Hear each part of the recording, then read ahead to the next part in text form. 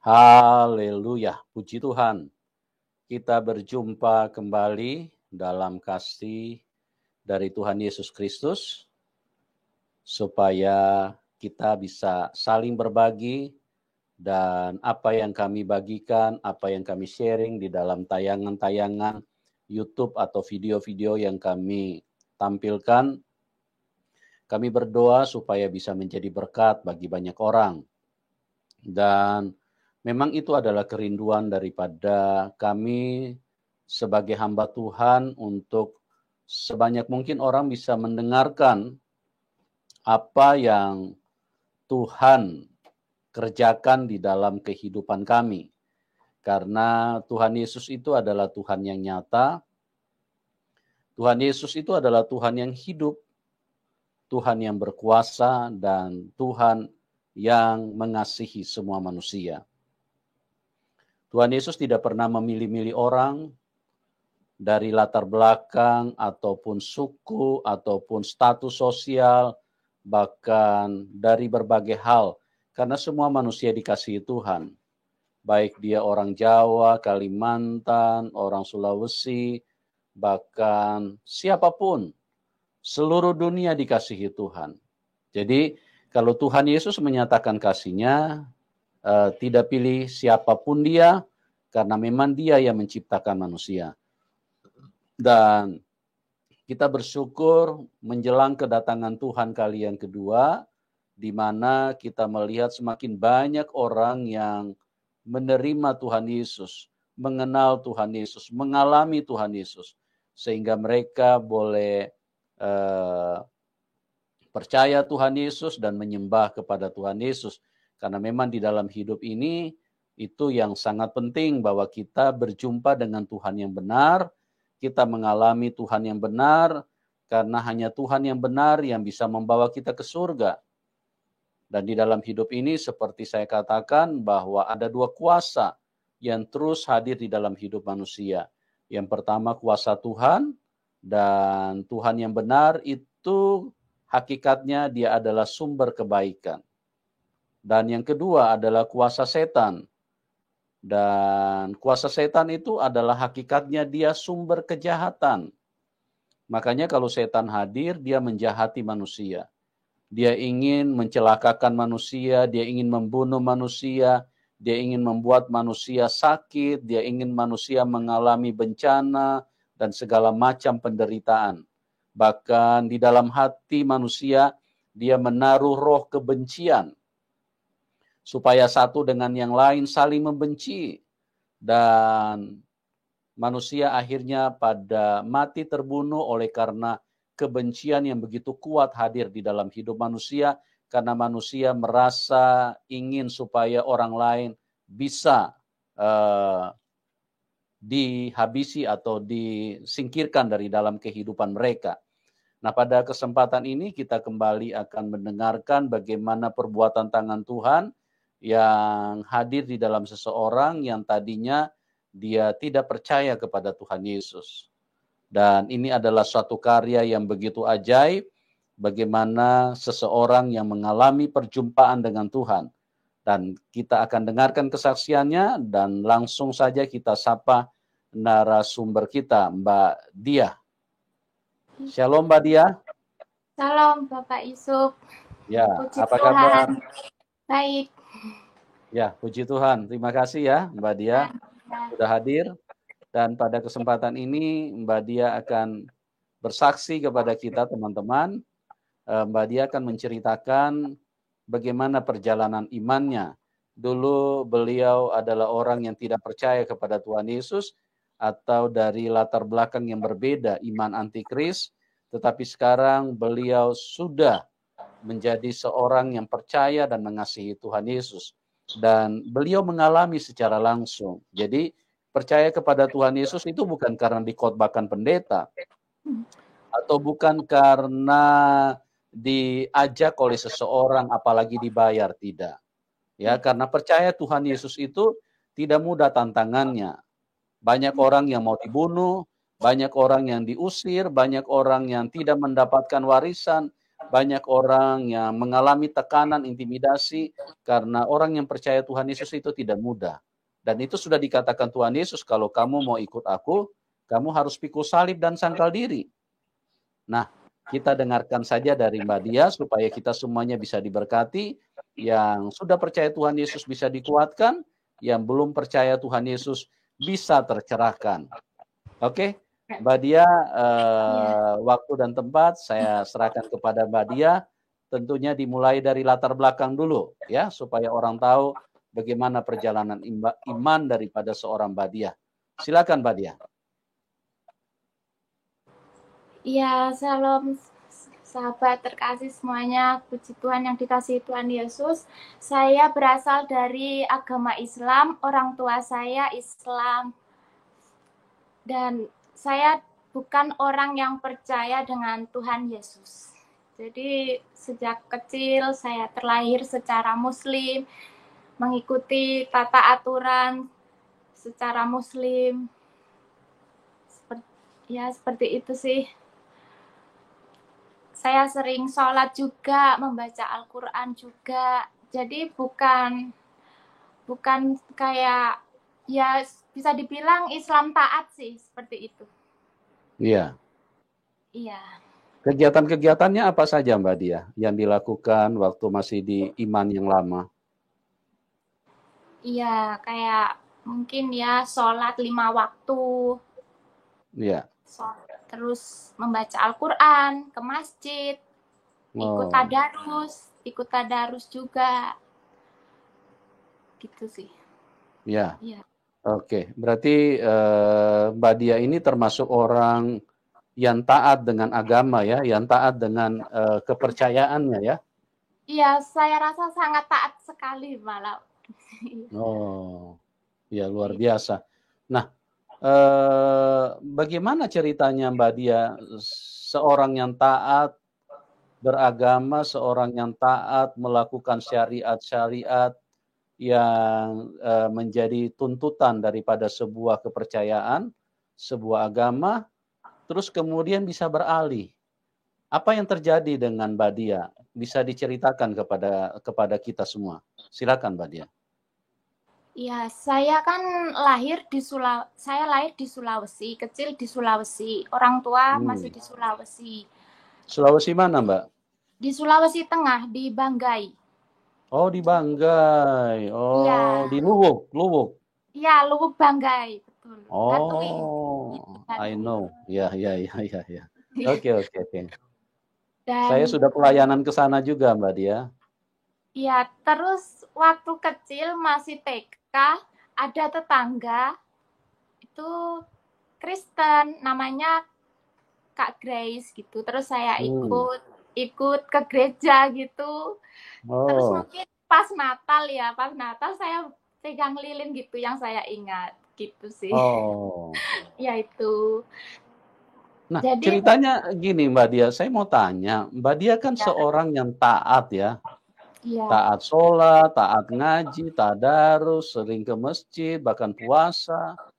Kenapa Mbak Dia mau diajak ke gereja waktu itu? Apa yang mempengaruhi? Apa karena dipaksa atau bagaimana kejadiannya pada waktu itu? Ya, jadi itu pas masih kecil, pas waktu di Sulawesi belum pindah ke Jawa. Sekarang besarnya orang tua, jadi ibu kan ikut bapak ke Jawa, ke Ponorogo, Jawa Timur sekarang. Jadi besar di Ponorogo. Jadi ya itu tadi yang di Sulawesi itu ibarat cuma kayak ikut-ikut aja gitu. Oh, cuma ikut-ikut aja karena diajak. Iya sih, diajak atau malah ikut sendiri, entah, kayak nggak tahu aja gitu. Pokoknya. Ya soalnya tetangga gitu, dekat gerejanya gitu. Jadi memang sedikit saya tambahkan, memang kalau orang dipilih Tuhan, pada saat dalam proses bagaimana kasih Tuhan itu dinyatakan kepada seseorang, biasanya kita itu ada di dalam kendali daripada Roh Kudus. Kalau bahasa gaulnya, bahasa dunia sekarang itu alam di bawah sadar kita. Jadi kita tidak mengerti tapi terjadi dengan hidup kita. Ada satu kuasa yang mengontrol. yang mempengaruhi kita. Walaupun kita tidak sadar atau juga kita tidak memahaminya, tapi kuasa itu mempengaruhi kita. Nah, ini yang terjadi dengan Badia, teman-teman. Jadi pada waktu itu ada teman atau tetangga yang memang orang yang percaya kepada Tuhan Yesus, dan tanpa Mbak Dia sadari, Mbak Dia juga akhirnya pergi ikut dalam ibadah Natal. Ya, luar biasa Iya. cara Tuhan. Makanya Tuhan Yesus bilang di dalam Yohanes 15 ayat 16, bukan kamu yang memilih aku, tapi aku yang memilih kamu. Jadi bukan kita yang memilih Tuhan, tapi Tuhan Yesuslah yang memilih kita. Nah, bagaimana kelanjutannya Mbak Dia pada waktu itu setelah ke gereja, apa yang terjadi? Jadi saya udah agak lupa ya, itu kan waktu TK, terus udah habis itu ikut orang tua ke Jawa, terus saya mendalami agama saya yang Islam gitu ya. Jadi ya saya taat-taat aja, saya mengikuti sholat 5 waktu, apalagi bapak saya kayak Islamnya Islam ya, bisa dibilang Islam taat juga, dan orang tua juga. Intinya saya sholat, dan rumah saya pun sekarang sampingnya musola pas gitu. Oh, iya. Luar biasa. Nah, boleh tahu nggak Mbak Dia, di dalam perjalanan imannya, di dalam ketaatan seorang Mbak Dia ini mengikuti ajaran agamanya, doktrinnya seperti apa yang Mbak Dia terima pada waktu itu? Doktrinnya seperti apa, khususnya tentang yang non-Muslim atau orang-orang yang kepercayaannya lain gitu loh, yang beda dengan Muslim. Seperti apa pemahaman yang Mbak Dia terima pada waktu itu? Ya, jadi kan pernah kan saya waktu SMP disuruh sholat gitu, saya bilang sama ibu saya pengen jadi orang Kristen aja gitu, tapi ibu saya bilang, ya itu nak, kalau orang Kristen itu Nabi Yesus itu Nabi Isa gitu, kalau doktrinnya seperti itu sih kebanyakan gitu. Jadi kamu Islam aja gitu. Jadi didoktrin bahwa Tuhan Yesus itu hanya nabi. Iya. Oh, gitu ya.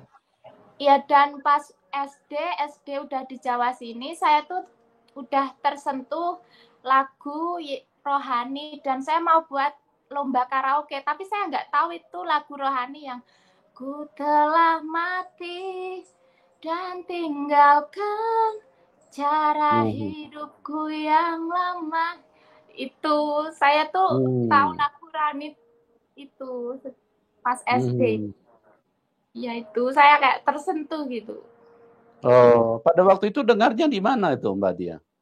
Itu kayak ada filmnya itu ya, yang artis Chelsea itu ya, apa filmnya seperti yang ku ingini. Filmnya yang di RCTI atau apa itu ya. Intinya sakit gitu ya.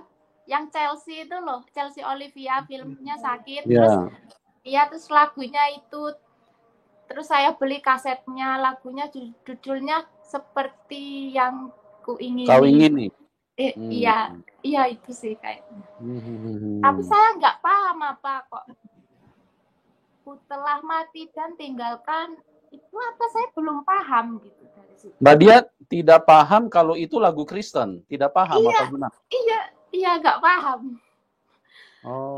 Nggak tahu, belum tahu. Ya, jadi luar biasa ya teman-teman, bagaimana cara Tuhan itu menghampiri seseorang. Walaupun Mbak Dia ini tidak paham kalau itu lagu Kristen. Iya, ya? Taunya pas ada filmnya. Oh, iya. Nah, di sini kita melihat bagaimana Tuhan menyatakan dirinya kepada seorang Dia yang tadinya tidak paham, tidak mengerti, bahkan dari orang tua sendiri, artinya tidak mengizinkan kalau Mbak Dia itu berinteraksi lebih banyak dengan kekristenan. Nah, selain itu kira-kira kalau pelajaran-pelajaran agama di sekolah ataupun dari guru ngaji seperti apa Mbak Dia terima tentang doktrinnya, misalnya dengan orang Kristen harus seperti apa, harus tidak boleh dekat-dekat atau seperti apa, bagaimana Mbak Dia menjalaninya, mengalaminya pada waktu itu? Ya, jadi kalau yang doktrin itu ya mungkin kebanyakan bilangnya orang Kristen tuh apa ya, kafir kayak gitu sih. Terus menyembah Nabi Isa, terus menyembah patung. Ya mungkin bisa sih. Terus kok Tuhannya disalib gitu. Terus makanannya yang haram gitu. Pokoknya doktrinnya yang iya, tapi gitu sih. Tapi ini tidak ada maksud menghina ya, cuma kan dari doktrin gitu. Ya. Memang rata-rata sebagian besar memang orang yang murtadin itu artinya yang meninggalkan imannya dari iman yang lama memang mengalami hal yang sama. Karena memang doktrinnya seperti apa yang disampaikan tadi. Memang kalau Kristen itu sudah dilabel, ya, sudah dipatenkan oleh orang-orang yang berasal dari sebelah bahwa orang Kristen itu kafir. Nah, ini sungguh disayangkan karena itu pemahaman yang sepihak, ya. Dan saya mau nambahin lagi, dan pokoknya pakaiannya itu yang agak terbuka gitu, haram gitu. Ya gitu pokoknya harus pakai hijab lah kalau Islam. Menutupi aurat seperti itu. Iya. Ya doktrinnya ya itu. Padahal kekudusan seseorang kan tidak ditentukan oleh pakaian, walaupun ditutup dari atas. Ya, walaupun ditutup dari kepala sampai ke kaki, sampai gigi-giginya juga ditutup. Kalau hatinya kotor ya tetap aja najis. Iya. Ya, itu yang Tuhan Yesus ajarkan kepada kita bahwa kekudusan seseorang, kebenaran seseorang tidak ditentukan dari pakaian. Pakaian itu cuma hal-hal lahiriah, benda-benda mati. Itu tidak akan mengubahkan sifat manusia. Karena sifat manusia itulah yang jahat, sifat manusia itulah yang kotor, sifat manusia itulah yang najis, dan ini yang tidak dimengerti oleh banyak orang. Oke, terus Mbak Dia, terus kemudian bagaimana Mbak Dia perjalanan imannya? Iya, dan yang saya pikir tadi ya, mungkin orang non-Islam atau orang Kristen itu kayaknya orangnya gimana ya, mungkin jadi saya tuh kayak membatasi diri gitu. Jadi kayak apa ya, kayak ya gitu ya. Tapi ternyata menghindar. Iya, kayak menghindar dari orang Kristen. Iya, kayak menghindar gitu. Tapi ternyata malah orangnya baik-baik gitu. Nggak seperti yang saya kira, malah mereka itu penuh kasih, dan saya yang saya Islam itu dalam keluarga saya tidak merasakan kasih gitu di dalam keluarga saya. Gitu. Jadi tidak seperti apa yang didoktrin ya, tidak seperti apa yang diajarkan ya. Iya. Ya. Jadi Mbak Dia ini teman-teman justru dia mengalami sesuatu yang berbeda pada saat berjumpa dengan orang-orang Kristen. Artinya dia merasakan kasih Tuhan. Ada nilai-nilai kebaikan yang dia jumpai di sana. Dan inilah sesuatu yang berbeda dengan apa yang dijalani selama beliau belum mengenal Tuhan Yesus. Ya. Jadi itu adalah sesuatu sentuhan daripada Roh Kudus untuk membuka mata hati kita untuk mengenal siapa Tuhan Yesus, yang mungkin selama ini dibilang hanya seorang nabi, atau mungkin Injil itu dianggap sesuatu yang sudah dipalsukan, ya. Iya. Itu semuanya keterangan-keterangan yang tidak berdasar, keterangan-keterangan yang memfitnah daripada kebenaran Injil itu sendiri. Ya. Nah, terus bagaimana kelanjutan daripada perjalanan iman dari Mbak Dia? Ya, jadi setelah itu saya kan udah beranjak dewasa, saya udah memahami, tapi yaitu saya waktu SMA, saya di SMA negeri ya, di SMA 1 Ponorogo, saya mungkin sudah kayak mengalami memikul salib ya, jadi berat ya kehidupan saya dari dulu. Saya dibully dan saya difitnah satu kelas, padahal itu hanya dari satu orang, jadi memprovokasi satu kelas. Jadi ada kayak SMS yang nyasar di HP saya, itu teman saya lancang buka HP saya gitu, dan saya langsung dibully, difitnah, nama saya ditulis di papan tulis kalau saya tuh bukan cewek yang nggak benar gitu. Terus saya akhirnya pindah sekolah. Ya di situ ya, sih. ya. Jadi difitnah lah ya Mbak Dia ya? Iya, saya difitnah. Dibilang cewek yang nggak benar gitu ya? Iya, iya. Padahal waktu itu saya tuh masih taat sama agama saya gitu, yang Islam. Dan saya nggak seperti itu gitu. Terus saya pindah, saya ke Gorontalo, ke tempat bude saya. Iya, jadi bude saya juga orang Gorontalo. Saya sebenarnya ingin pindah di situ. Terus saya cuma ikut jualan, kan bude saya punya jualan bakso gitu. Tapi saya nggak kerasan, saya kembali lagi. Terus sekolah ke Madiun. Saya pindah ke SMK 4 perhotelan Madiun. Di situ saya kena fitnah lagi. Pasti tentang cowok. Jadi itu saya ditanya lagi juga gini, kamu habis melakukan hubungan seperti itu ya? Padahal di situ di kos itu ada 4, ceweknya 2, cowoknya 2. Itu mereka nggak suka sama saya. Jadi saya difitnah kayak gitu, saya langsung pingsan, saya langsung pindah. Saya sudah kena mental. Kok kenapa seperti ini gitu loh? Padahal saya tuh nggak melakukan apapun gitu loh, kok bisa terulang lagi gitu loh. Itu terus akhirnya saya dipondokkan sama orang tua saya, kembali lagi ke Ponorogo, yang terpencil di Pondok Balong ya. Tapi pondok pesantren. Iya, Pondok Putri pesantren di Balong ya.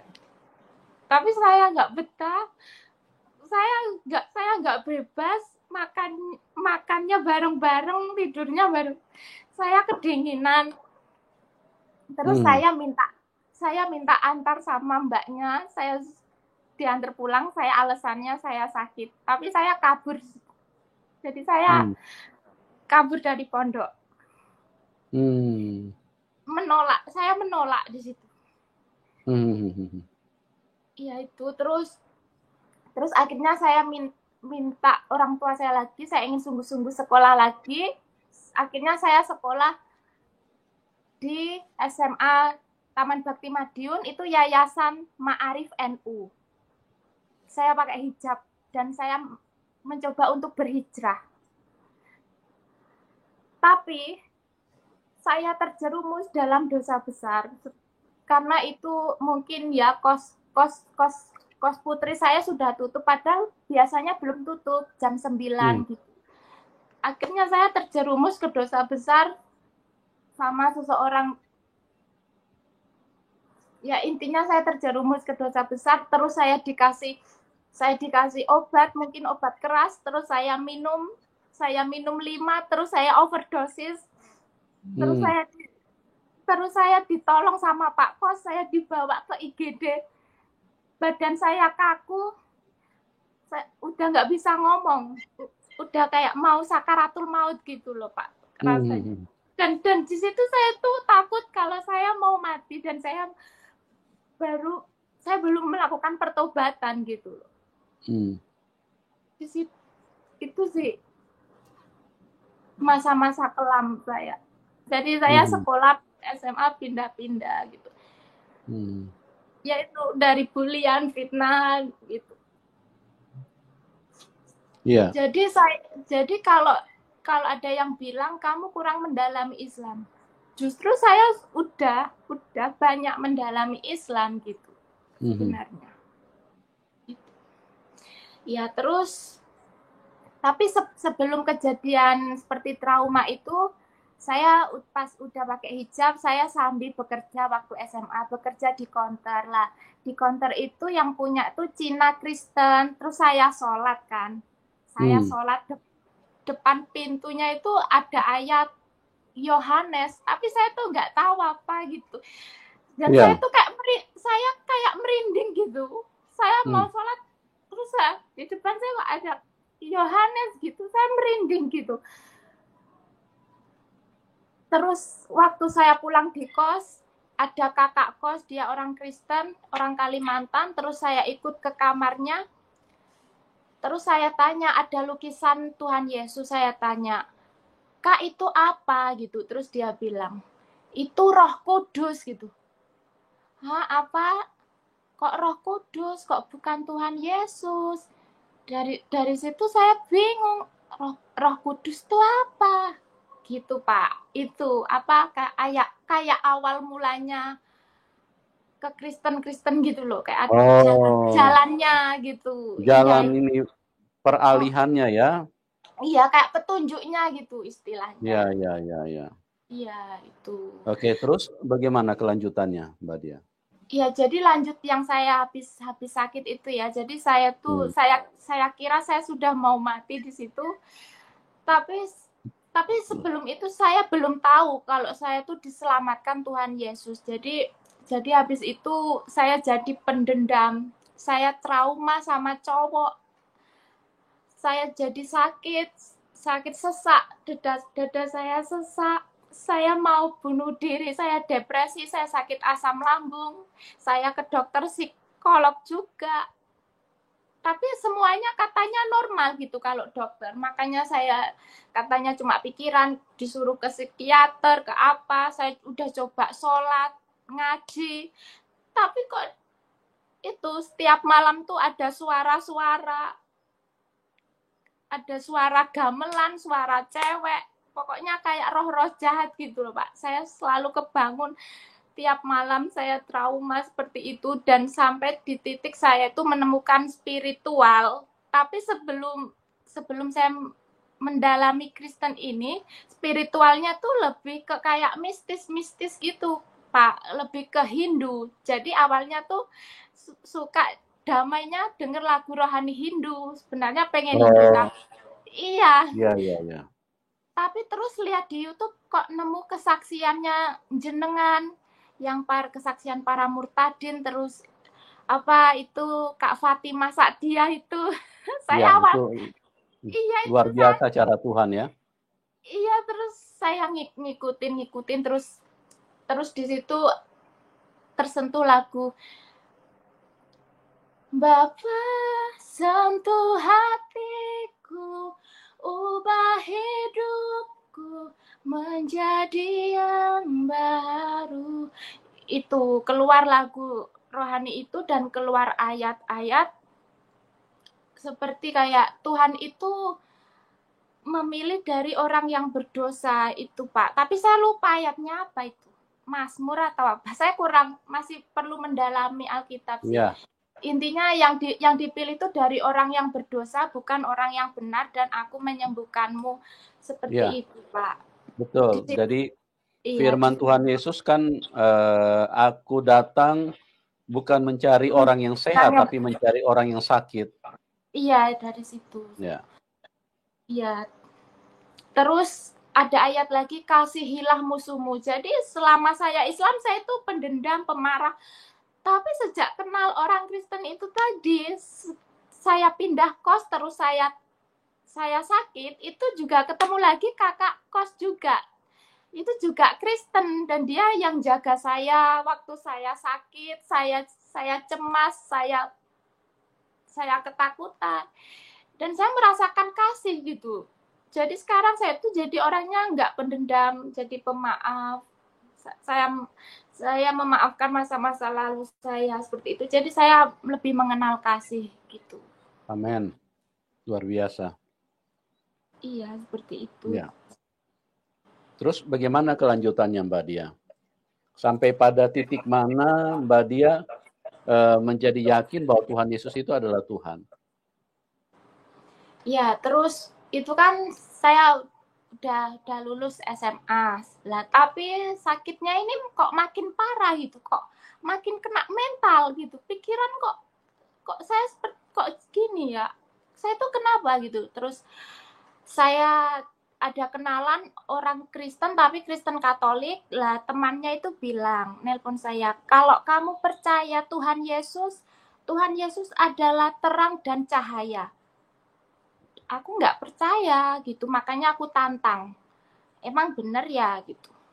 Terus malamnya saya langsung dimimpikan cahaya sangat terang gitu, jam 12 itu antara saya sadar dan saya masih tidur gitu, pokoknya keluar cahaya sangat terang gitu Pak. Itu ya, di situ saya jadi percaya Tuhan Yesus gitu, saya dijamah langsung gitu Pak. Iya. Luar biasa cara Tuhan ya. Iya. Jadi melihat cahaya terang itu pada saat Mbak Dia lagi apa? Lagi tidur apa bagaimana? Iya, tertidur, dan itu yang paginya itu dia bilang terang itu saya tantang, malamnya langsung dimimpikan cahaya terang. Itu. Makanya saya ini apa gitu ya, emang benar ya ini, saya tuh kayak belum kayak apa ya, ini beneran apa enggak sih gitu loh, apa cuma kebetulan aja gitu. Iya. Terus bagaimana itunya? Iya, dan di situ saya masih bimbang sih, saya juga masih sholat sih, masih ngaji seperti biasa, aktivitas biasa, tapi ya itu Pak, saya apa ya, tapi kok pikiran saya masih gitu loh, intinya saya tuh kayak ada panggilan pengen ke gereja gitu, saya tanya-tanya, saya mencari sendiri seperti itu. Terus semakin saya tolak itu, semakin muncul terus ayatnya gitu loh Pak. Itu seperti itu. Iya. Luar biasa ya. Iya, dan pada akhirnya ya itu, saya sekarang sadar bahwa yang saya mau mati itu, saya trauma, saya takut cemas, saya diselamatkan oleh Tuhan Yesus dari roh jahat. Gitu Pak. Iya. Saya seperti mendapat mujizat gitu. Itu sih pengalaman menemukan Tuhan Yesus itu. Ya Nah, memang jadi dari kecil sudah ke gereja. Iya. Jadi waktu Mbak Dia melihat penglihatan itu, bagaimana reaksinya Mbak Dia pada waktu itu? Iya. Ya saya syok ya, ya intinya antara percaya dan tidak percaya, tapi saya ibaratnya saya didatengin gitu. Dan terus saya masih cemas lagi, saya mengabaikan, saya masih cemas lagi, ketakutan lagi. Terus muncul lagu, tak usah ku takut sebab kau sertaku. Tak usah ku bimbang, kau di dalamku. Tak usah ku cemas, kau penghiburku. Saat ku lemah, kau kuatku. Ku nyanyi haleluya. Itu Pak, jadi saya itu saya jadi berani, udah nggak takut lagi Iya, gitu. Saya kayak dikuatkan gitu, Pak. iya. Waktu dengar lagu itu pada saat di mana, Mbak Dia? Di YouTube, di worship itu. Oh, Pokoknya saya memang suka lagu rohani ya sejak awal dulu itu. luar biasa. Ya, Iya dan ya iya, inilah teman-teman, karya Tuhan luar biasa. Jadi Tuhan Yesus itu tidak bisa dibatasi dengan apapun yang bersifat lahiriah. Ya, kalau dari apa, dari hal-hal yang diyakini pada waktu itu dijalani, Mbak Dia adalah seorang seorang muslimah yang taat, ya. Tetapi cara Tuhan itu luar biasa. Artinya Tuhan Yesus tidak milih-milih orang. Oh, kalau ini muslim dia tidak percaya sama saya, tidak percaya sama aku, maka tidak perlu didatangi, tidak. iya Semua dan orang itu semua manusia itu ciptaan Tuhan Yesus. Cuma banyak orang yang tidak sadar, ya. Banyak orang yang tidak tahu, banyak orang yang tidak mengerti, bahkan banyak orang yang membenci Tuhan Yesus. Bahkan mereka sangat tidak suka, ya. Bahkan banyak orang yang mengatakan, "Oh, Tuhan Yesus itu hanya nabi." Tidak bisa. Kalau dia hanya nabi, dia tidak menampakkan diri, tidak menyatakan diri kepada banyak orang. Mbak Dia ini adalah salah satu juga di mana Tuhan Yesus menyatakan diri. Kalau nabi mati tidak bangkit-bangkit sebelum akhir zaman. Tapi kalau Tuhan iya, Yesus setelah selesai melakukan penebusan dia bangkit dan dialah Allah yang hidup. Kenapa dikatakan Allah yang hidup? Karena dia yang menciptakan kehidupan. Jadi semua iya, kehidupan yang ada di dunia ini, bahkan yang ada di surga, bahkan yang di bawah bumi ini, semuanya itu ciptaan Tuhan Yesus. Jadi iya, inilah yang sedang terjadi dengan orang-orang yang dipilih oleh Tuhan. Nah, bagaimana kelanjutannya Mbak Dia? Silakan dilanjutkan. iya dan udah lulus SMA ya. Saya Hmm. tuh merasa terpuruk gitu. Terpuruk, saya udah merasa hina gitu. Siapa yang masih mau sama saya seperti itu. Tapi saya coba kuliah di Unmer, kelas karyawan. Saya tetap berusaha dari keterpurukan. Terus saya juga sambil pengen kerja, saya di NCL, di Sekolah Perhotelan Madiun. Itu kok ya juga ada orang Kristen. Jadi yang menguatkan itu manajernya itu Bapak Yohanes. Itu saya curhat gitu, itu orang Kristen gitu. Terus akhirnya sekarang saya magang di Hotel Gajah Mada, dan itu yang punya ownernya itu juga Bapak Kusnadi, itu juga orang Kristen. Dan saya juga curhat-curhat sama HRD-nya ya Bu Irul itu. Seperti itu sih saya mendapat diskriminasi ya. Kan saya disuruh sholat sama karyawan yang di hotel situ. Kan saya masih anak magang. Saya bingung ini, saya gimana? Terus saya bilang saya orang Kristen gitu. Padahal kan saya belum dibaptis juga ya. Dan saya bilang saya orang Kristen gitu, dan mereka tuh kayak mengolok-ngolok gitu loh. Kamu ngapain gitu ke gereja gini. Udahlah kamu kembali aja ke Islam. Gitu, Pak. Perjalanannya. Iya, luar biasa ya. Jadi masih ada ajakan untuk balik ke agama yang lama ya, Bu, Mbak Dia ya? Iya. Hmm. Terus bagaimana respon Mbak Dia setelah diajak seperti itu? Apakah ada pertimbangan untuk mau balik atau bahwa Tuhan Yesus itu sudah harga mati? Responnya seperti apa Mbak Dia? Ya jadi saya sih responnya saya biarkan aja ya, tapi mau gimana lagi ya, kan tergantung kepercayaan dan kita yang mengalami sendiri, bukan mereka gitu ya. Jadi saya hanya bilang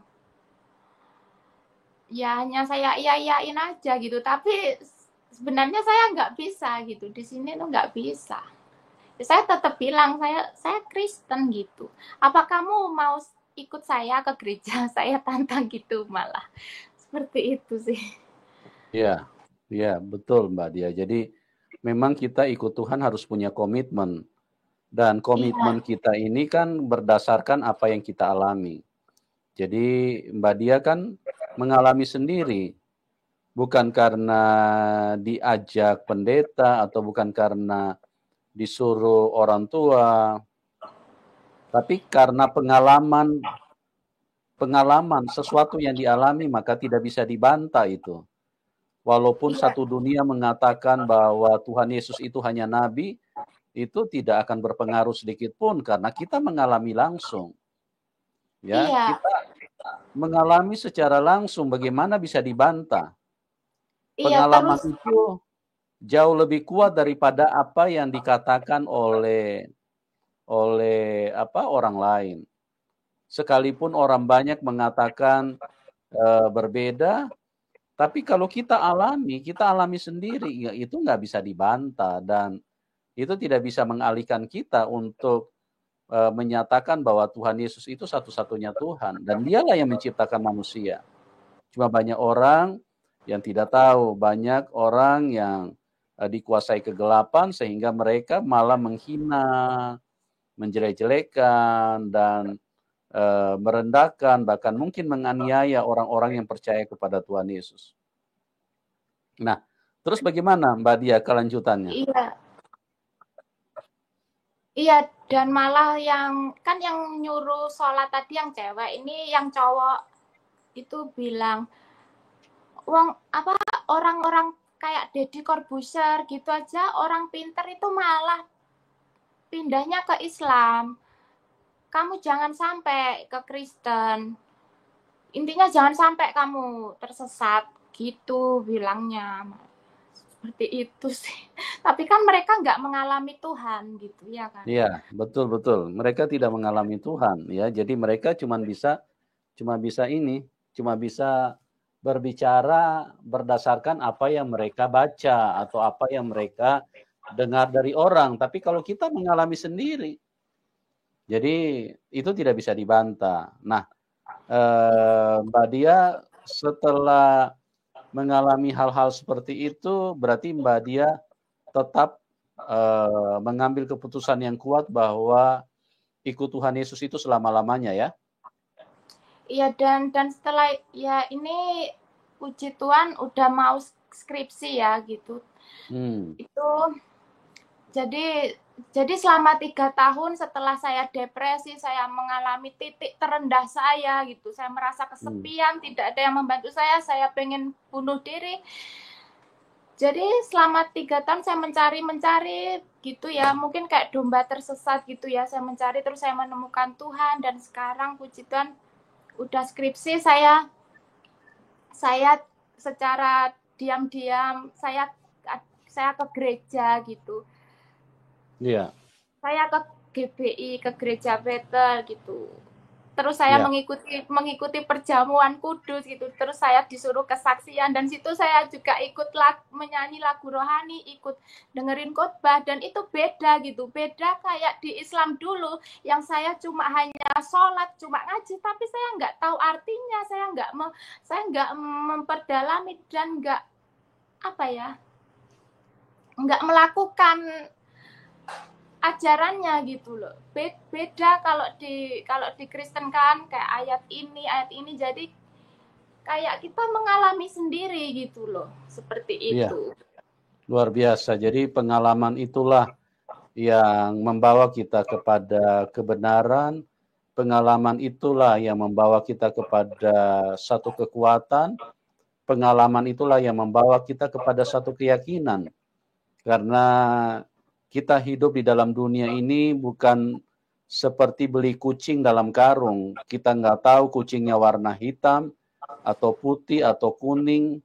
Tapi kita harus memiliki bukti yang nyata, yang valid, yang kita alami sendiri bahwa Tuhan Yesus itu adalah Tuhan yang benar, Tuhan yang mengasihi manusia, dan Tuhan yang sudah menyatakan diri kepada banyak orang Dan yang terutama itu kepada diri kita sendiri.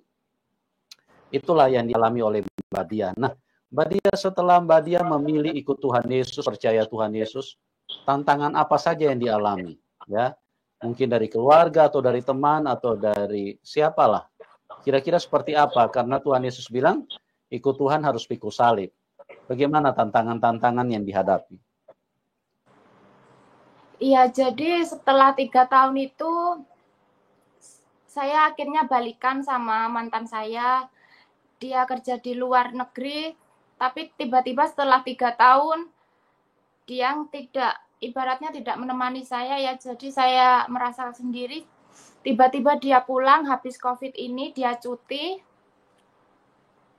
Ya sudah, saya disuruh menikah sama orang tua saya, menikah secara Islam, tapi sebenarnya hati saya menolak gitu. Saya sudah mengenal Tuhan Yesus sebelumnya gitu. Tapi saya juga bingung gitu loh, kalau saya pun pindah pada saat itu, saya juga tidak boleh gitu. Dan akhirnya saya menikah. Tapi kalau saya dan saya pun sekarang udah ketahuan kalau saya ke gereja diam-diam. Jadi saya diancam, diusir dari rumah, saya tidak dianggap sebagai anak lagi, dan saya juga diancam sama suami saya akan diceraikan, itu karena mungkin beda keyakinan ya, seperti itu. Tapi saya setelah ke gereja itu, saya didoakan doa pelepasan,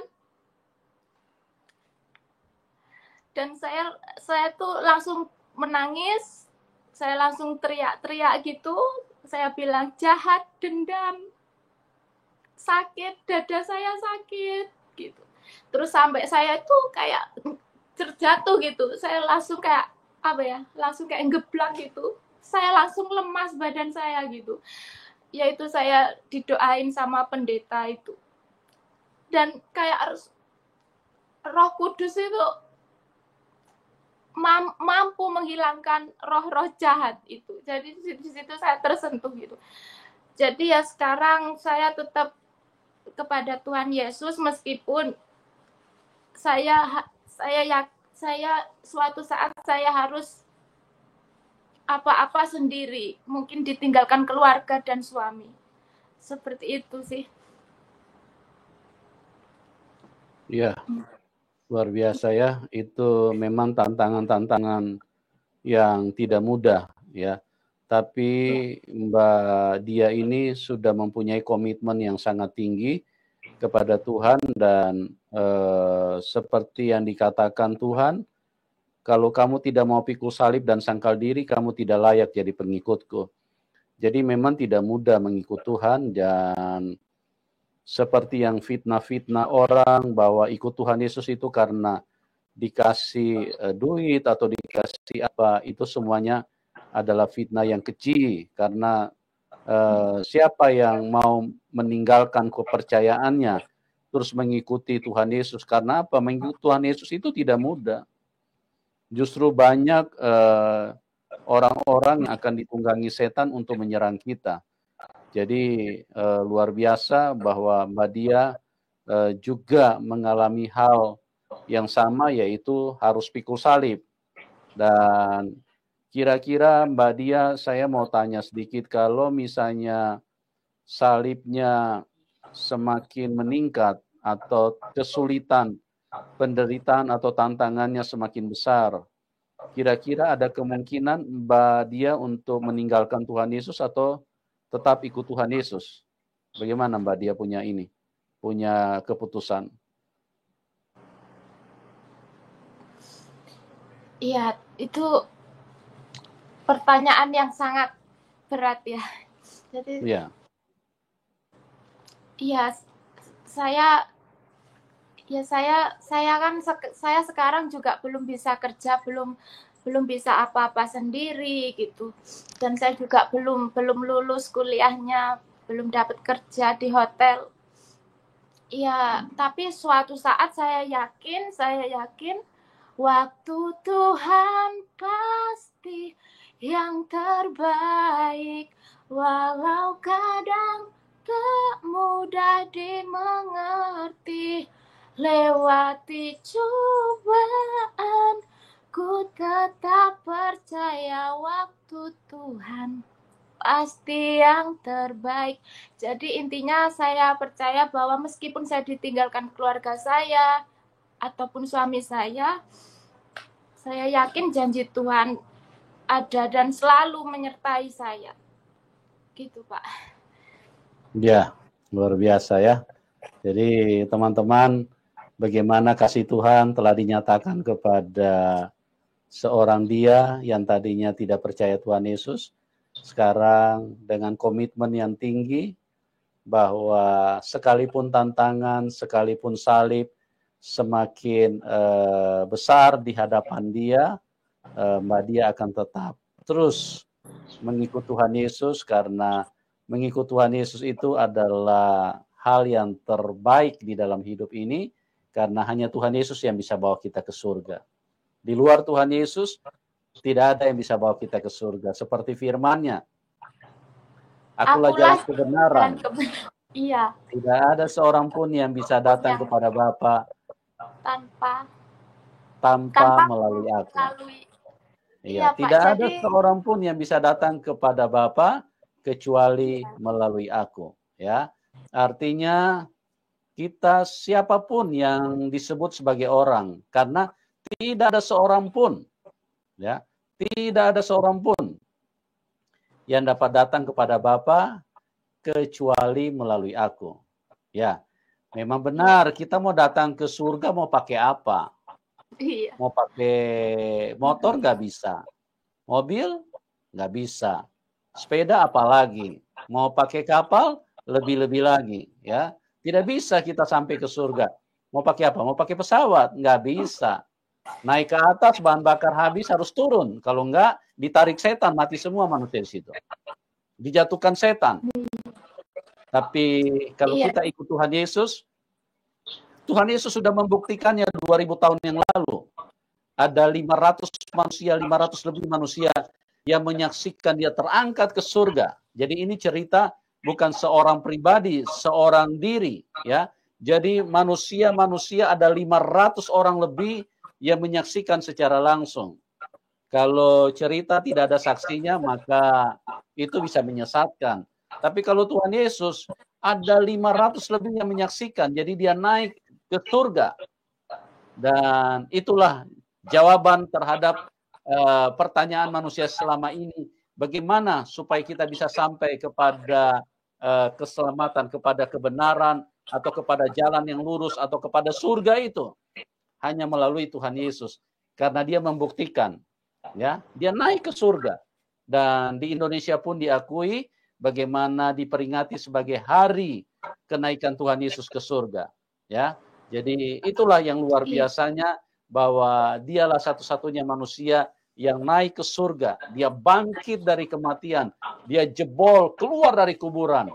Karena tidak ada manusia yang bisa keluar dari kuburan. Siapa manusia yang bisa keluar dari kuburan? Manusia semua berdosa. Tuhan Yesus keluar dari kuburan, jebol kuburan. Itu membuktikan bahwa dia Tuhan yang kudus. Dia tidak pernah berbuat dosa. Ya, kalau manusia, nabi, rasul, dari kecil sudah pintar bohong. Ya, tidak ada satu manusia yang bisa hidup kudus. Hanya Tuhan Yesus. Dialah yang bisa menyelamatkan kita. Dan juga teman-teman, dalam Kisah 4 ayat 12, di bawah kolong langit ini tidak ada nama lain yang olehnya manusia bisa diselamatkan kecuali di dalam nama Tuhan Yesus Kristus. Di bawah kolong langit ini tidak ada manusia yang bisa diselamatkan kecuali di dalam nama Tuhan Yesus. Kisah 4 ayat 12. Jadi saya percaya semua yang menyaksikan acara ini, mohon maaf, kita semua manusia dan kita semua masih tinggal di bawah kolong langit, ya. Jadi Anda yang masih tinggal di bawah kolong langit ini, tidak ada nama lain yang bisa menyelamatkan kecuali Tuhan Yesus Kristus. Jadi jangan terlambat. Sebelum terlambat, percayalah kepada Tuhan Yesus bahwa dialah satu-satunya Tuhan yang baik yang bisa membawa kita ke surga. Nah, di bagian terakhir, kira-kira mujizat yang pernah terjadi di dalam hidup Mbak Dia apa?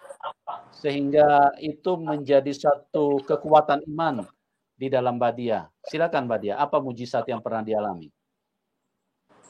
Iya, jadi yaitu tadi ya, dalam Islam ya, mungkin ajaran sebelumnya, setelah saya melakukan perbuatan dosa besar, di situ saya tuh kayak apa ya, aku heran, bimbang gitu loh. Nanti pasti masuk neraka gitu, kayak tidak ada pengampunan atau pertobatan gitu. Seperti itu. Dan kenapa waktu saya udah berhijab, saya mau istilahnya udah mau tobat tadi, kok malah saya itu mendapat yaitu mujizat ini, bertemu Tuhan Yesus gitu. Jadi mujizat saya yaitu saya disembuhkan dari sakit saya, dan yaitu tadi seperti dosa saya itu ditebus oleh Tuhan Yesus. Seperti itu sih. Dan sekarang doa-doa saya itu sering terkabul gitu. Yang dulunya dalam ajaran sebelumnya saya berdoa tuh kayak nggak didengar gitu. Seperti itu sih. Gitu. Iya, luar biasa ya. Jadi ikut Tuhan Yesus itu, mujizat itu adalah hal yang pasti. Jadi orang yang percaya Tuhan Yesus itu mengalami mujizat. Jadi itu menguatkan iman kita. Kita tidak percaya kepada seseorang tanpa melihat bukti. Kalau Tuhan Yesus itu pembuat mujizat, dia bisa menyatakan bahwa dia adalah pribadi yang berkuasa. Dia bisa melakukan dari suatu kemustahilan yang tidak bisa dilakukan oleh manusia, tapi Tuhan Yesus menjadi bukti, membuktikan kepada manusia bahwa dialah pelaku mujizat itu. Nah, kalau dia pelaku mujizat itu, berarti siapa dia? Ya, Tuhan. Dialah Tuhan. Tidak ada orang yang bisa melakukan itu. Dia membangkitkan orang mati. Siapa dia? Dia yang pegang nafas kehidupan. Ya, tapi kalau Anda tidak mau percaya, ya biarlah Anda mati di dalam kebodohanmu. Sudah bukan cuma ratusan, ribuan dan jutaan, bahkan miliar manusia yang mengalami Tuhan.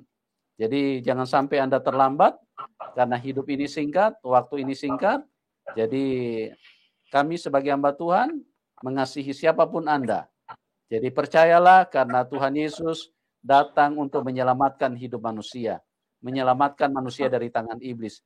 Jangan sampai terlambat teman-teman. Karena iblis itu adalah rajanya pendusta, dan dia membohongi manusia. Dia suka berkata, masa Tuhan disalib? Masa Tuhan berkolor? Ya, masa Tuhan lahir dari rahim wanita? Nah, itu perkataan-perkataan iblis yang ditaruh di dalam pikiran manusia. Tapi kalau kita benar-benar mau menyelidiki kebenaran, tidak bisa dibantah bahwa dialah Tuhan yang benar, yang mengasihi kita semua. Oke Mbak Diah, terima kasih luar biasa kesaksian Anda.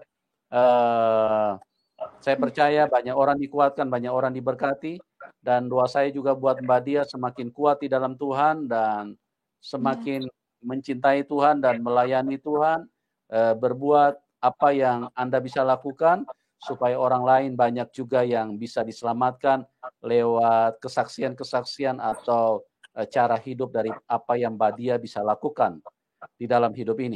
Dan juga teman-teman yang sudah menyaksikan acara ini, terima kasih buat semuanya. Doa kami, kasih karunia Tuhan, kiranya bisa menyentuh kita semua. Oke, kita akan berjumpa di program selanjutnya. Terima kasih. Tuhan Yesus memberkati buat semuanya, Mbak Dia dan semua teman-teman. Dan kita akan berjumpa di program selanjutnya. Dan salam kemenangan. Amin. Amin.